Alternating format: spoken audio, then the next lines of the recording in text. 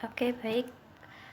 Selanjutnya yaitu untuk subbab yang pertama yaitu pengertian Good Corporate Governance atau biasa disebut GCG.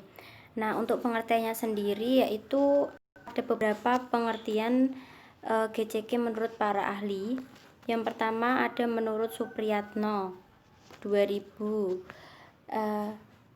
Menurut Supriyatno, GCG sebagai proses dan struktur yang ditetapkan dalam menjalankan perusahaan dengan tujuan untuk meningkatkan nilai pemegangan saham dalam jangka panjang. Nah, untuk selanjutnya yaitu menurut Siswanto, GCG menurutnya yaitu sistem yang digunakan untuk mengarahkan dan mengelola kegiatan perusahaan. Yang ketiga ada juga menurut Sofyan Jalil. Di dalamnya menurut beliau yaitu sistem yang mengatur hubungan antara perusahaan dengan pemegang saham. Di sini menurut Sutedi didefinisikan sebagai seperangkat peraturan yang mengatur hubungan antara pemegang saham, pengurus atau pengelola perusahaan. Dan yang terakhir di sini menurut Herwidiatno, yaitu intinya bahwa good governance tidak berbicara tentang kekuasaan, melainkan berkaitan dengan upaya pencarian cara yang dapat menjamin keputusan-keputusan dibuat secara efektif.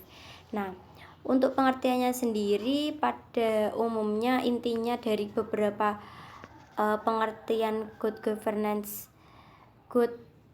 corporate governance tersebut yaitu seperangkat peraturan yang menetapkan hubungan antara pemerintah, lembaga legislatif, rakyat, beserta segenap stakeholder lainnya sehubungan dengan hak dan kewajiban. Seperti itu.